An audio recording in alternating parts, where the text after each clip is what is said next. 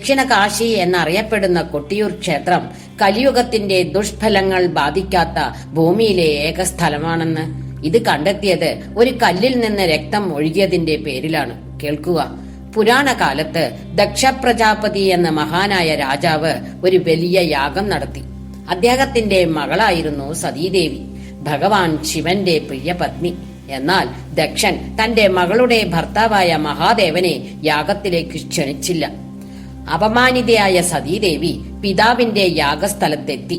എന്നാൽ അവിടെ തന്റെ പ്രിയപതിയായ ശിവനെ അവഹേളിക്കുന്നത് കണ്ട് അവൾക്ക് അത് സഹിക്കാനായില്ല. കോപത്താൽ ജ്വലിച്ച സതീദേവി യാഗാഗ്നിയിൽ ചാടി ആത്മാഹുതി ചെയ്തു. ഇതറിഞ്ഞ ശിവഭഗവാൻ ക്രോധത്താൽ പ്രകമ്പനം കൊണ്ടു. അദ്ദേഹം തന്റെ വീരഭദ്രൻ എന്ന ഗണത്തെ അയച്ച് ദക്ഷയാഗം നശിപ്പിക്കുകയും ദക്ഷനെ വധിക്കുകയും ചെയ്തു. കാലം കടന്നുപോയി. ആ പുണ്യഭൂമി ഇടതൂർന്ന വനത്താൽ മൂടപ്പെട്ടു. നൂറ്റാണ്ടുകൾക്ക് ശേഷം കുറിച്യർ എന്ന ഗിരിവർഗക്കാർ ആ വനത്തിൽ വേട്ടയാടുകയായിരുന്നു. ഒരു ദിവസം ഒരു കുറിച്യൻ തന്റെ അമ്പ് മൂർച്ച കൂട്ടാൻ ഒരു കല്ലിൽ ഉരച്ചു. പെട്ടെന്ന് ആ കല്ലിൽ നിന്ന് രക്തമൊഴുകാൻ തുടങ്ങി. ഞെട്ടിപ്പോയ കുറിച്യർ ഉടൻ ഈ അത്ഭുതം സമീപത്തെ പടിഞ്ഞിറ്റ നമ്പൂതിരിയോട് അറിയിച്ചു. താന്ത്രിക വിദ്യയിൽ പ്രാവീണ്യമുള്ള ആ നമ്പൂതിരിക്ക് ദിവ്യദർശനമുണ്ടായി. ആ സ്ഥലത്ത് ഒരു സ്വയംഭൂ ലിംഗമുണ്ടെന്ന് അദ്ദേഹത്തിന് മനസ്സിലായി. മണത്തണ ഗ്രാമത്തിലെ 4 പ്രമുഖ നായർ കുടുംബങ്ങളെ വിളിച്ചു വരുത്തി. അവരെല്ലാം ചേർന്ന് ആ സ്ഥലത്തെത്തി. അവിടെ അവർ രക്തമൊഴുകുന്ന കല്ല് കണ്ടെത്തി. വെള്ളം, നെയ്യ്, പാൽ ഇതൊന്നുകൊണ്ടു കഴുകിയിട്ടും രക്തപ്രവാഹം നിന്നില്ല.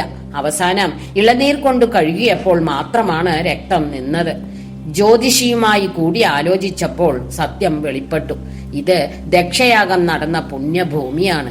സതീദേവി ആത്മാഹുതി ചെയ്ത സ്ഥലത്തിന് സമീപം ശിവഭഗവാൻ സ്വയംഭൂ രൂപത്തിൽ പ്രത്യക്ഷപ്പെട്ടിരിക്കുന്നു. ആദിശങ്കരാചാര്യർ ഈ സ്ഥലം സന്ദർശിച്ച് ആചാരങ്ങൾ നിശ്ചയിച്ചു.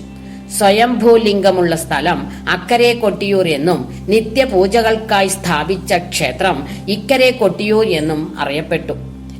ഇക്കരെ കൊട്ടിയൂർ അഥവാ തൃച്ചെറുമന്ന ക്ഷേത്രം ബാവലി നദിയുടെ പടിഞ്ഞാറൻ തീരത്താണ് സ്ഥിതി ചെയ്യുന്നത്. ഈ ക്ഷേത്രത്തിലെ വിഗ്രഹം മഹാഋഷി പരശുരാമൻ പ്രതിഷ്ഠിച്ചതാണ്. എന്നാൽ ഏറ്റവും വിശേഷിച്ചത് കലി.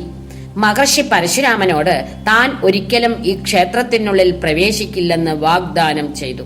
അതുകൊണ്ടാണ് കൊട്ടിയൂർ കലിയുഗത്തിന്റെ ദുഷ്ഫലങ്ങൾ ബാധിക്കാത്ത ഏക സ്ഥലമായി മാറിയത്.